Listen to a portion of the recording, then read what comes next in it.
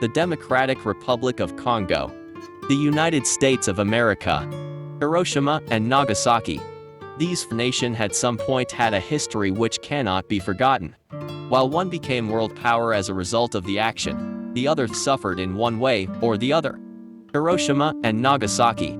Two Japanese cities were bombed by the United States on the 6th and 9th of August 1945 using nuclear weapon and killing over 300,000 people in total will be one history that will never be forgotten. While it has remained the only armed conflict where nuclear weapon was used, it should be stated that over 80% of the uranium used in building the nuclear weapon was extracted from the Democratic Republic of Congo. In today's video, we are not discussing the United States and Japan, but we are going to be discussing the Democratic Republic of Congo as well as the man Patrice Lumumba. Welcome to Knowledge Climb, a place where we build a generation of impactful people. Before we continue, if you haven't subscribed to our channel, please subscribe now. Your subscription motivates us to give you more great contents. Remember to like this video as well as leave your comment in the comments section. In order to understand the great act of Patrice Lumumba, we need to look into the history of Belgian Congo and the gruesome use of slaves by King Leopold II. Just before so many of their countries got independence, they were the properties of civilized white nations. They come into the African nations, take away people as slaves, and go away with their resources so as to develop their own countries. Just as different countries had their colonies, King Leopold II, king of the Belgians, owned the Congo.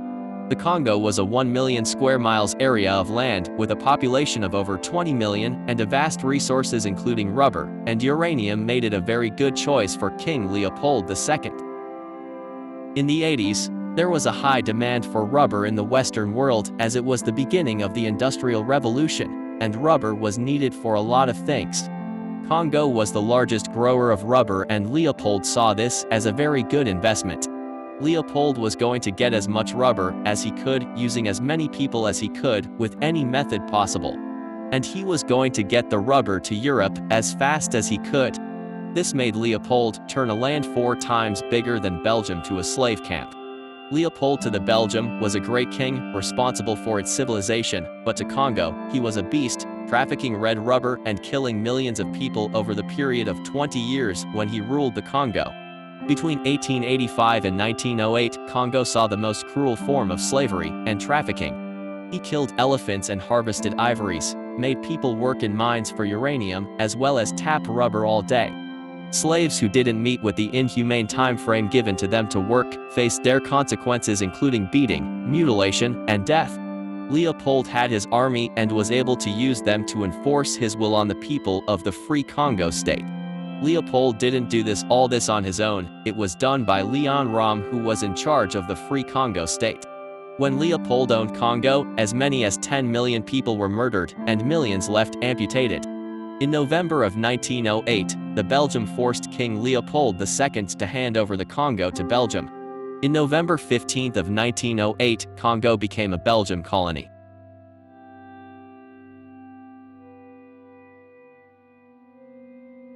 La République du Congo a été proclamée.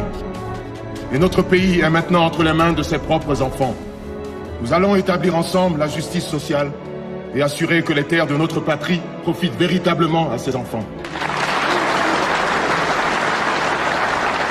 Voilà, sire, Excellences, Mesdames, Messieurs, mes chers compatriotes, mes frères de lutte, mes frères de race, voilà ce que j'ai voulu vous dire. Vive l'indépendance de l'unité africaine, vive le Congo indépendant et souverain. The independence and freedom of the Democratic Republic of Congo would not be complete if the man Patrice Lumumba isn't mentioned. He was the first prime minister of the DRC, who was against imperialism and believed in African being able to rule themselves by themselves. Born in a village called Onalua in Kasai in the year 1925. While growing, he attended the Protestant mission school and worked as a writer who wrote poems and essays for the Congolese Journal. He was interested in freedom, which was always visible in his poetries and essays. When he moved to Kinshasa, he worked as a postal clerk and was later promoted to become an accountant, but never stopped creating content for the journal. In his quest for freedom and equality between the Belgians and the Congolese, he became interested in politics and started at the grassroots. He was an active member of the Belgian Liberal Party in the Belgian Congo, but was interested in a country where the citizens would have a say. His essays and poems caught the attention of the Belgian rulers, who invited him for a study tour in Belgium. He attended innocently, but the Belgium's colonial administrators had other tricks up their sleeves. When he arrived from the trip, he was arrested for embezzling money from the post office. All this happened in 1956, and he was sentenced to 12 months in prison. When he was released, he launched the Congolese national movement. His Pan-African spirit was the drive, and even when he attended the first conference of independent African states in Accra, Ghana, his Pan-African belief preceded him. As the party began to grow, Congolese started to demand for an election. The Belgian government decided to allow the country have its first general elections in 1960, which Lumumba won with a 90% win against the Belgian party. Lumumba became the first prime minister in Congo in 1960, the same day Congo gained independence. It was on this day that he gave a powerful speech that showed that Congo deserved their independence, and that they fought for it, making them equal with the Belgians. This didn't sit well with the King of Belgium, who was present at the independence event. Belgium saw it as a speech to instinct violence, and the Congolese army made it look so, as they rebelled against their Belgian commanders, requesting for a Congolese to be their commander. Belgium immediately sent troops into the country, and it then looked like a Cold War was about to begin. Patrice Lumumba wrote to the United Nations, but they didn't get any response, since Congo wasn't a member of the UN at the time.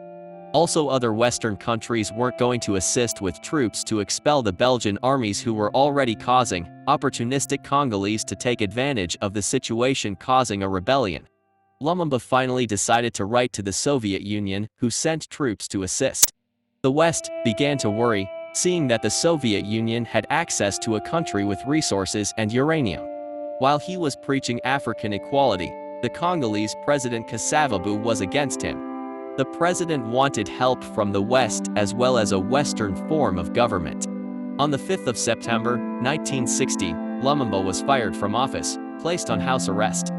This brought unrest in the country and power tussle between the president and Lumumba. In the midst of this, Belgium and the United States supported a military takeover by General Mobutu. After the takeover, the military government, on instructions by the Belgian government as well as the United States, asked that he formed an alliance with the president and arrest Lumumba. On January 1961, Lumumba as well as two of his loyalists were executed by firing squared under the authority of the Belgian government and the United States. The United States have severally denied having a hand in the execution, but Belgium has severally apologized to Congo for their actions. On Congo's 60th independence anniversary, Belgium took down the statue of King Leopold II, with apologies to the Democratic Republic of Congo for the inhumane experience they went through in the hands of King Leopold II. On the 20th of June 2022, 61 years after he was murdered, Belgium returned the only remains of Patrice Lumumba to Congo. With apologies for their act and involvement, the Golden Tooth was buried, laying the independence leader to rest. Patrice Lumumba was referred to by Malcolm X as the greatest black man who ever walked the African continent.